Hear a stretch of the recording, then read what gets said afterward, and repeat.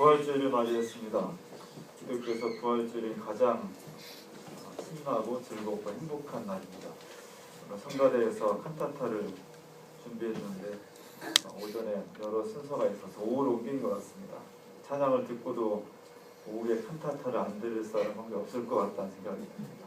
많은 기대가 되고요. 그리스도의 부활을 함께 찬양하는 귀한 시간이 될 것 같습니다.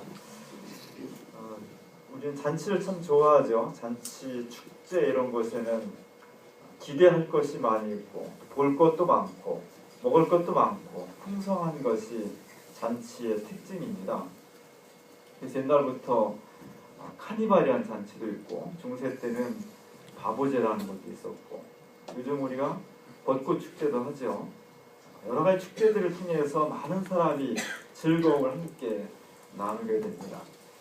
축제가 끝나면 그 아름다움과 풍성함과 신나고 즐거운 것들이 한순간에 허탈함으로 바뀌는 것을 많이 경험하게 됩니다. 중국에서는 다둥아이 해변이라는 것이 아주 유명한 그 휴양지라고 합니다. 유네스코에서 정한 그 청정 해역으로서 세계적인 많은 사람들이 이곳에 와서 그 맑은 물을 즐기고 하는데 작년 10월에 축제에 수많은 사람이 왔다가 간 다음 날 쓰레기를 50톤을 치웠다고 그러죠. 축제는 굉장히 아름답고 풍성하고 기대가 되는 것이지만 잔치는 그 속에 우리들이 함께 할 수 있는 즐거움이 있지만 그것이 끝났을 때 사람들은 많은 허탈감에 사로잡히게 됩니다. 1994년도에 최영미라는 시인이 30 잔치는 끝났다 이런 시집을 발표를 했습니다. 시인은 그 1961년생이죠. 30 잔치는 끝났다 이 시집을 발표할 때 80년대가 끝나고 90년대에 접어든 그러면서 자기의 20대를 정리하는 거죠. 그가 말한 스스로의 20대 그 잔치 30이 되어서 그 잔치가 끝났다고 이야기한 겁니다. 그가 말한 잔치는 그의 20대는 단순히 개인으로서의 20대가 아니라 우리 사회의 1980년대라는 상징 1980년대의 사회의 구조 그 속에 살아갔던 사람들의 의식 이런 것들이 한 시대가 종언을 구했다는 뜻입니다. 우리나라 역사에서 1980년대는 특별한 뜻을 함유하고 있습니다. 민주화가 막 이루어지려다가 군부 독재에 의해서 압살을 당했습니다.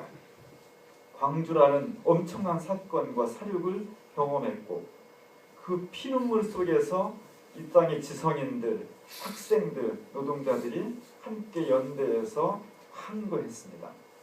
사회를 어떻게 변혁시켜 갈 것인지 거기는 혁명, 새로운 유토피아, 역사, 사회 이런 것들이 우리나라 사회 전체 20대를 주도하고 있었던 시대 정신이었습니다. 그 거대 담론 속에서 개인의 서정, 개인의 낭만, 개인주의 이런 것들은 별로 발붙일 수가 없었던 거죠. 그 속에서 80년대 20대라고 하는 것은 거대한 담론 속에서 그 거대한 세력에 맞서기 위해서 싸우다 보니까 자신들도 모르게 또다시 닮아가서 전체주의의 구조를 가질 수 있는 또다시 개성을 무시하고 자유를 위해 싸우는 사람들이 자유를 억압하는 모순을 또 경험하게 된 겁니다. 이런 것들을 이제 30이 되면서 잔치가 끝났다. 그리고 이제 우리는 다시 소소한 일상 속으로 거대한 틀 속에서가 아니라 구체적인 현장과 자신의 삶을 소중히 여기는 그런 시대로 도입하게 되었다는 것 이런 것을 시로 노래한 것 같습니다. 사실 저희가 지난 18대 대통령 선거를 전후해서 87년 체제가 종말을 구했다 이런 이야기가 굉장히 많이 들어왔습니다. 87년 체제라는 것은 1980년대를 상징하는 군부 독재의 근원이 닿아 있는 사람은 악 그리고 그것에 항거해서 민주화 인권을 위해서 일했던 사람들은 무조건 선 이런 이분법적 도식이 이제는 더 이상 통하지 않는 시대가 되었다는 것이 대통령 선거를 통해서 명확하게 드러났고, 이제는 새로운 이념, 새로운 구조를 만들어야 된다는 것을 얘기한 것입니다. 어쩌면 이 시인은 참 젊은 시대였지만 사회과학자들이 20년 후에 얘기했던 것을 한 시인의 직관력을 통해서 20년 전에 이미 이야기하고 있었다, 그렇게 말할 수 있습니다. 예수님은 갈릴리에서부터 운동을 시작했습니다. 하나님 나라가 가까웠습니다. 하나님 나라가 우리 사회에 임했습니다. 죄인들은 회개하고 복음을 믿으십시오. 힘들고 어려운 사람들이 이제 희망을 가지십시오. 죽음에 얽매이는 사람들은 새로운 생명이 다가왔습니다. 이전에 사람들이 잘 들어보지 못했던 그런 선언들을 했습니다. 처음에는 굉장히 낯설었는데 이 이야기를 들으면서 갈릴리 촌구석에서부터 하나 둘씩 사람들이 모여들기 시작했습니다. 근데 예수님의 삶을 보면 성경에 자세하게 기록하지는 않았지만 그렇게 맨날 진지하고 맨날 사람들하고 그 심판과 구원 이렇게 무거운 것으로 얘기하지는 않았던 것 같아요. 예수님 이런 말씀하십니다. 세례 요한이 와서 잘 먹지도 않고 맨날 금식하고 그러니까 사람들이 저거는 맨날 금식하고 먹지도 않고 어울리지도 않고 독단적이야, 이렇게 비판하더니 내가 와서 사람들하고 잘 어울리고 하니까 예수는 왜 맨날 먹고 포도주 마시고 죄인과 세리들하고 지금 어울려 다녀? 이렇게 비판을 합니다. 다시 말하면 예수님의 적대자들이 보았을 때 주님은 굉장히 잘 어울리는 사람이었다는 거죠.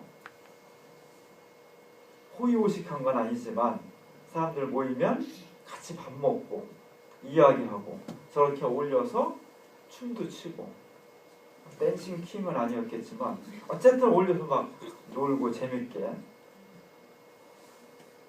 이런 모습들, 그 속에는 물론 구원을 말하고 시대를 말하고 역사를 말하고 인간의 근원을 말하지만 그 진지하고 영원한 주제들을 딱딱하지 않게 하는 예수님의 풍류가 있었던 거죠.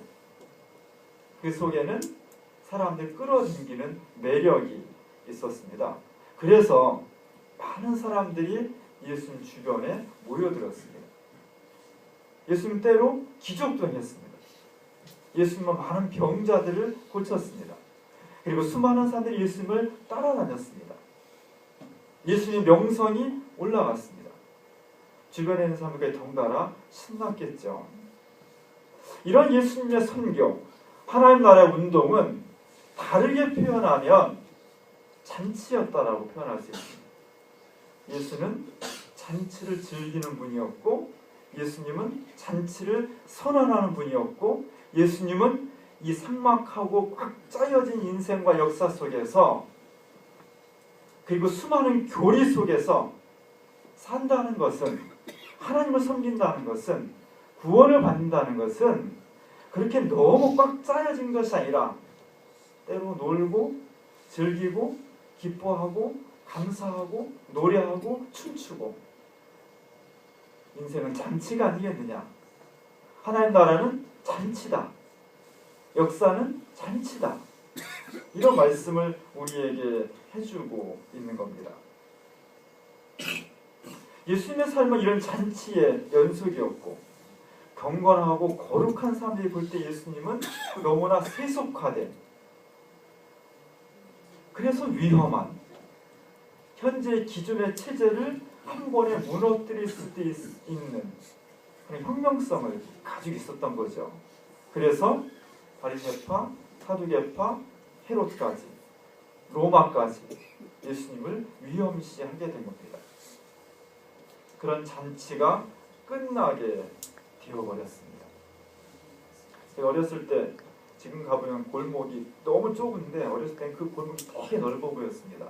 애들하고 모여서 칼싸움도 하고 숨바꼭질도 하고 공도 차고 때로는 소꿉놀이도 하죠. 성이 안 맞게. 애들하고 노는 게 왜 이렇게 재밌는지 해가 배고플 때까지 노는 겁니다. 너는 아빠하고 너는 엄마하고 너는 자식하고 어쩌고 신나게 놀다가 저녁 때가 되어서 엄마가 문 안에서 밥 먹어라 그러면 어떻게 해요? 그 순간으로 얘들아 안녕. 밥 먹으러 바로 들어가죠. 뭐 엄마 아빠고 뭐 자식이고 설명의 관계고 다 필요 없습니다. 왜? 내일 또 하면 되니까. 놀이는 게임은 그것으로서 끝나는 것이 아니라 내일 다시 하면 되니까 그게 목숨 걸 필요가 없는 거죠.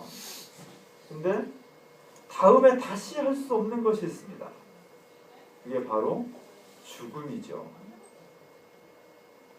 지난 목요일날 교인들이 함께 참여하셔서 제가 근무하는 NCC에 주관한 장준환 선생 장례 예배를 잘 치렀습니다.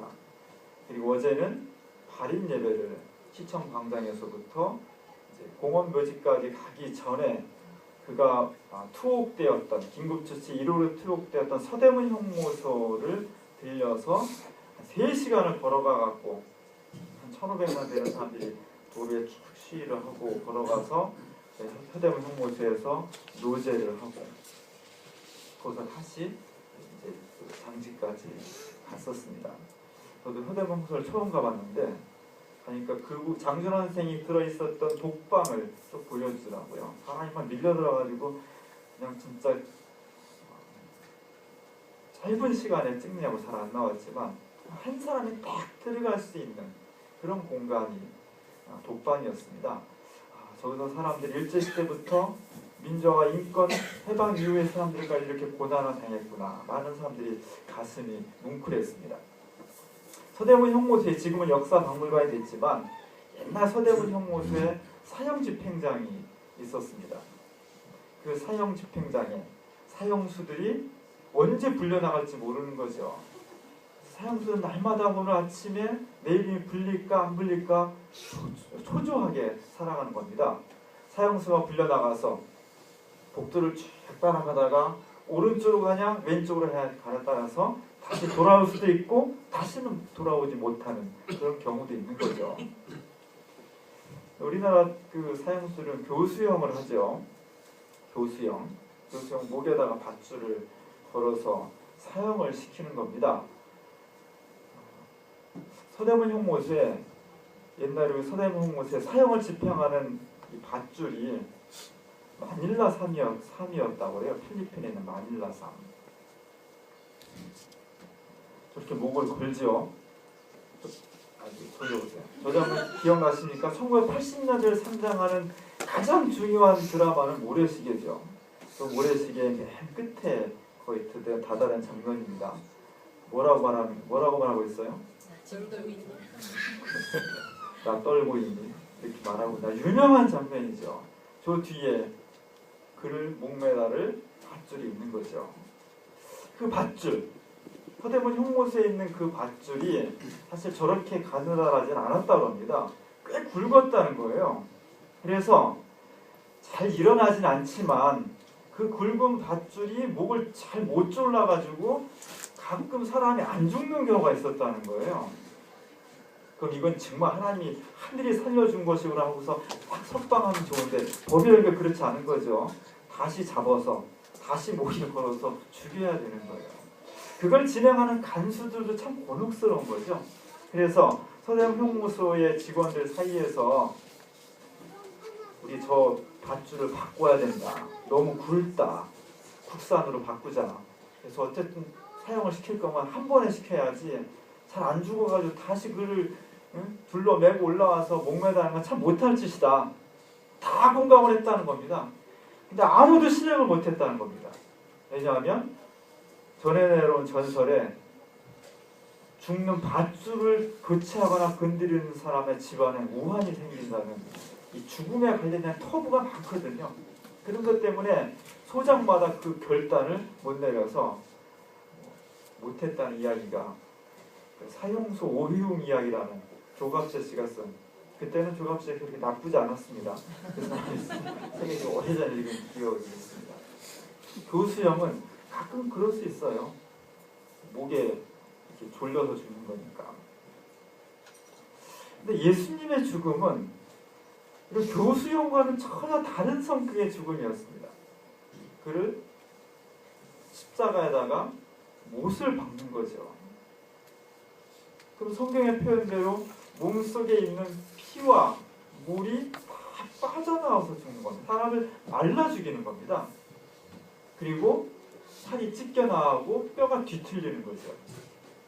예수님은 그것도 모자라서 창에다가, 허리에다가 창을 찔러서 죽임을 당했습니다.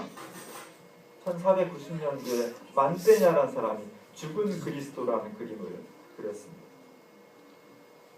저는 저 그림이 참 와닿는 게, 다른 곳에 있는 예수님의 어머니는 너무너무 아름다워요. 울고 있어도 아름답고, 죽은 아들을 안고 있어도 아름답고, 젊고, 보기는 좋지만 현실성은 없는 거죠. 여기 예수님의 어머니는 못생겼죠. 늙으셨죠. 안 예쁩니다. 그냥 그게 아름다운 거예요. 사람이 늙어도, 나이가 먹으면 늙어야지. 어떻게 안 늙어요? 늙으면 젊을 때 아름다움을 잃어버리는 거예요. 그 자체로 아름답고 성숙하게 받아들여야지 예수님의 어머니라고 그냥 맨날 젊고 예쁘게만 그리면 되겠습니까? 예수님의 시신이 펄었습니다. 펄은 색깔로 이미 죽음이 차갑게 그의 육신을 지배하고 있는 겁니다. 그의 손과 발은 굵은 못자국으로 구멍이 나 있습니다. 옆구리에 창자국이 있습니다. 이런 상황에서는 뭐 죽은 척 했다가, 아니면 죽은 줄 알았는데 나중에 깨어났네, 이런 게 성립할 수가 없는 겁니다. 교수형과는 전혀 다른 성격의 사형 방법이었기 때문에 예수님은 진짜 죽은 겁니다. 진짜로 깨어날 수 없게 온몸의 모든 것을 다 버리고 죽임을 당한 겁니다. 그의 죽음과 함께 잔치는 끝난 거죠. 그가 생전에 수많은 사람들을 데리고 즐겁고 하나님을 선언하고 사랑하고 돕고 협력하던 아름다웠던 그런 모든 것들은 다 지나가 버린 것입니다. 잔치가 끝났습니다. 다시 처음의 시로 돌아가서, 잔치가 끝났을 때, 지금의 잔치가 끝났을 때는 그냥 쓰레기 남는 것으로 그것으로 정리가 되지만, 예수님 나라, 하나님 나라 운동을 했던 예수님의 잔치가 끝났다는 것은 쓰레기 몇 개 남는 것과는 성격이 다른 것이었습니다. 거기에는 절망, 공포, 폐쇄, 비전 없음, 이제 나 어떻게 살아가지? 이런 어떤 황폐함이 있는 거죠. 왜? 다른 잔치는 하루 그냥 즐기면 끝나는 거지만, 예수님이 초청한 잔치는 목숨을 건 잔치였습니다. 예수님이 참여한 잔치는 그냥 한번 하고 마는 것이 아니라, 이 잔치에 참여하기 위해서 수많은 제자들과 사람들은 고향을 버렸습니다. 가족을 버렸습니다. 자기 직업을 버렸습니다. 모든 것을 버렸던 그것, 그 속에는 새로운 인생, 새로운 세상에 대한 분명한 비전과 희망이 있었지만, 예수님이 부인할 수 없는 죽음을 통해서 그 모든 비전과 기대와 잔치가 끝장난 겁니다. 그 허무함, 그 허탈감, 그 두려움, 이 모든 것들을 우리가 느낄 수 있어야 주님의 부활이 다가오는 겁니다. 서른 잔치는 끝났다. 그 중간에 이런 구절이 있습니다. 잔치는 끝났다. 술 떨어지고 사람들은 하나둘 지갑을 챙기고 마침내 그도 갔지만, 마지막 셈을 마치고 지갑게 신발을 찾아 신고 떠났지만, 어렴풋이 나는 알고 있다. 여기 홀로 누군가 마지막까지 남아 주인 대신 상을 치우고 그 모든 걸 기억해내며 뜨거운 눈물 흘리리라는 것. 그가 부르다만 노래를 마저 고쳐버리라는 것. 어쩌면 나는 알고 있다. 누군가 그 대신 상을 차리고 새벽이 오기 전에 다시 사람들을 불러 모으리라는 것. 환하게 불 밝히고 무대를 다시 꾸미리라. 사실 예수님 주변에는 많은 사람들이 예수님을 사랑했습니다. 근데 수많은 제자들이 다 예수님의 죽음 앞에서, 그의 잔치가 끝난 앞에서 다 도망갔습니다. 근데 누군가가 다 도망간 그 자리에서 뒷상을 다시 정리하고 새로운 미래를 준비하며 새롭게 잔치를 꾸미는 사람들의 손길이 있었다는 것. 성경은 그들을 막달라 마리아를 비롯한 여성들이라고 표현합니다.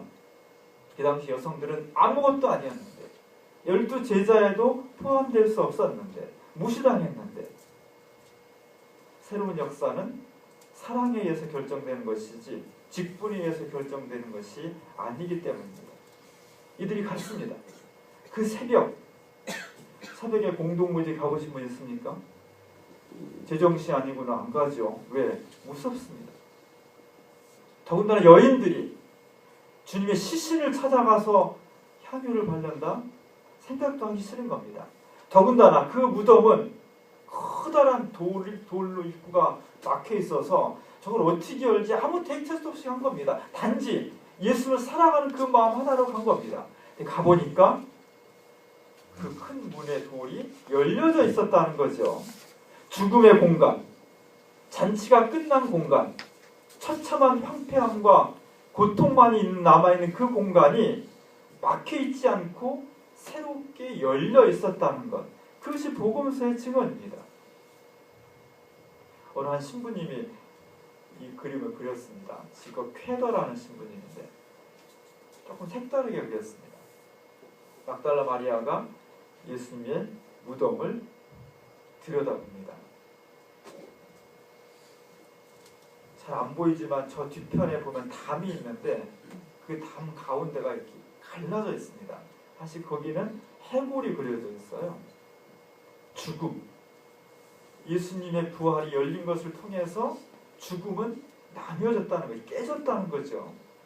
그리고 예수님 무덤 옆에 있는 이 여인이 오른손을 잡고 있는 커다란 돌에는 선명하게 나사렛 예수라는 글귀가 선명하게 써 있고 그 돌은 온전합니다.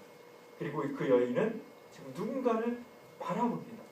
그 누군가는 보이지 않지만 휘황찬란에 눈이 부셔서 이 여인은 손으로 눈을 가리고 그리고 이 여인의 얼굴 곳곳에 밝은 빛이 비춰져 있습니다.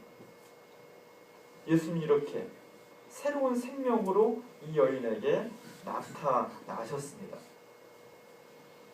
사실 빈무덤을 본 사람들, 예수님이 부활하셨다는 소식을 들었던 사람들은 너무 두려워서 사실 잘 믿기지 않는 일이기 때문에 오늘 본문에 나와 있는 것처럼 아무에게도 말할 수가 없었습니다. 근데 이 소문이 점점 더 많은 사람들에게 퍼져나가기 시작했고 이제는 그를 죽인 사람들까지도 무시하지 못할 정도의 여론이 되어버린 겁니다. 그래서 그들은 이렇게 설명을 했죠. 예수가 부활한 것이 아니고 예수의 제자들이 예수의 시신을 훔쳐다가 빼돌린 거다. 제가 그 당시에 태어났고 예수를 믿지 않았다면 이 말이 훨씬 설득력이 있었을 겁니다. 왜? 만약에 예수님이 교수형을 당한 것이라면 혹가다 목이 잘못 졸려져가지고 살아날 수도 있지 뭐. 근데 많은 사람들이 보았을 때 예수님은 십자가에 못을 박혔고 피와 물을 다 쏟았고 옆구리에 창을 찔렸고 여기서 다시 살아난다는 것은 있을 수가 없는 겁니다. 그 당시 아무리 과학이 발전하지 않았다 하더라도 그런 시신이 다시 살아났다는 것은 설득력도 없고 합리적이지 않고 믿을 수가 없는 겁니다.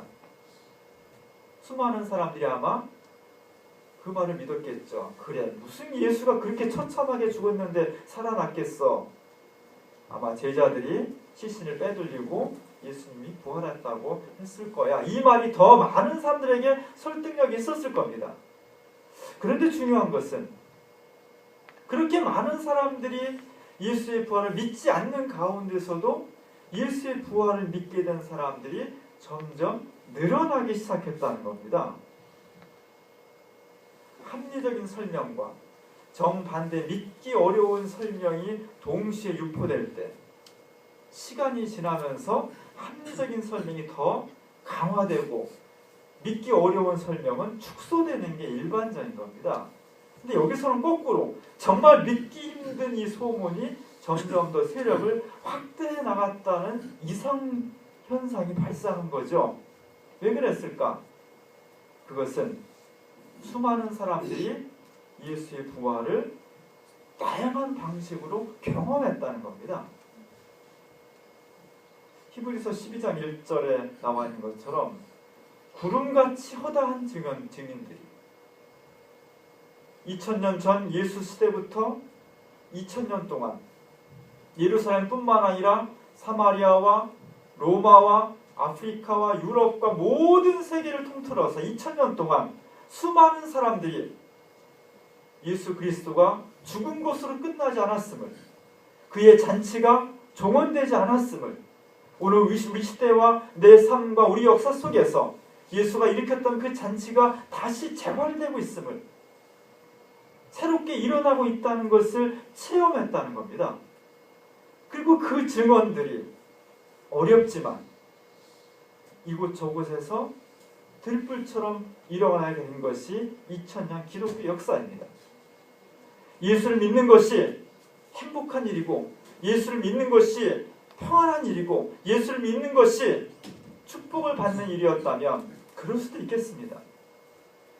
그러나 지금과는 달리 이 당시 예수를 믿는다는 것은 목숨을 거는 거였습니다. 평생 동안 지어야 살 각오를 하는 것이었고, 평생 동안 동네에서 쫓겨나는 것을 각오해야 되는 것이었고, 내가 죽어도 좋다라는 결단이 있어야만 예수를 믿는 것이었습니다. 그런 두려움, 그런 공포, 그런 위험을 무릅쓰고서라도 그 운동에 참여하게 했던 것은 그보다 훨씬 강력한, 훨씬 매력적인, 훨씬 아름답고 거룩한 무엇인가를 경험하지 않고는 그렇게 될 수가 없는 거죠. 수많은 사람들이 뭔지는 모르지만 오늘 막달라 마리아처럼 부활하신 예수님을 직접 만난 것은 아니지만 무덤이 비었다는 간접적인 것을 만난 것에 불과하지만 그것을 통해서 수많은 사람들이 2000년 동안 세계 곳곳에서 예수님이 일으켰던 잔치를 다시 재생하기 시작했다는 겁니다. 제가 신학교 들어가서 가장 여러 가지 노래를 배운 중에 참 잊혀지지 않은 노래 하나가 춤의 왕이라는 노래였습니다. 예수님의 일생을 태어나면서부터 돌아가시고 부활 때까지 춤으로 상징했습니다. 예수님이 하신 것은 춤이었다는 거죠. 심지어 십자가 달려서 못 박혀 피 흘리면서까지도 그는 춤을 추었다. 무덤 속에 깊이 묻힐 때까지도 그는 춤을 추었다. 그의 춤은 생명의 춤이었습니다. 그의 춤은 새로운 희망을 불러일으키는 춤이었습니다. 그의 춤은 십자가에 죽는 것으로 그의 춤이 끝나지 않는 영원히 지속될 춤이었다는 것을 우리에게 보여주고 있는 겁니다. 그리고 오늘 우리에게 그 춤으로 우리를 인도한다고, 초청한다고 그렇게 증언하고 있는 겁니다. 오늘 이게 2013년도 부활주의를 맞이했습니다. 죽음은 끝입니다. 다시 우리로 하여금 예수님께 일으키셨던 잔치를 다시 시작하라고 우리를 초청하시는 겁니다. 잔치를 시작할까요? 무엇이 우리로 하여금 힘들고 어려운 가운데서도 목숨을 걸고 실행했던 예수의 잔치, 그리고 2000년 동안 지구촌 여기저곳에서 수많은 사람들이 즐거워하고 경험했던 그 잔치를 오늘 내 삶 속에서, 오늘 우리 교회 속에서, 오늘 우리의 사회와 역사 속에서 다시 재생시키지 못하게 하는 것은 무엇입니까? 가정의 문제입니까? 건강의 문제입니까? 직장의 문제입니까? 돈이 그렇습니까? 권력이 그렇습니까? 오늘 사회 구조가 그렇습니까? 그 어떤 것이라 할지라도 예수님의 잔치가 중단되는 것을, 예수님이 잔치를 중단시키지 못하게 했듯이 오늘 우리의 삶 속에서 주님의 부활은 우리로 하여금 새로운 잔치를 불러 일으키고 있다는 것입니다. 오늘 주님이 우리에게 이 부활의 잔치, 생명의 잔치로 초청해 주셨습니다. 그것이 내 수련이나 지식을 통해서 이루어질 수 있는 것이 아니라 오직 부활하신 주님을 내가 믿고 따를 때 누구에게 주어진다는 은총. 오늘 부활주의는 오늘 우리 이런 선물을 약속하고 있습니다. 부활을 축하하고 감사합니다. 다시 시작된 예수 그리스도의 부활 잔치에 이 믿음으로 기쁘게 함께 춤추며 참여하고 새로운 역사를 만들어갈 수 있는 우리 삭개오 자궁교회가 될 수 있기를 주님의 이름으로 간절히 축원합니다. 은혜로우신 하나님, 주님은 죽음으로써 잔치를 멈추지 않았습니다. 우리에게 새로운 용기와 희망과 생명을 주시는 잔치를 주님은 죽음을 넘어서 새롭게 시작하셨습니다.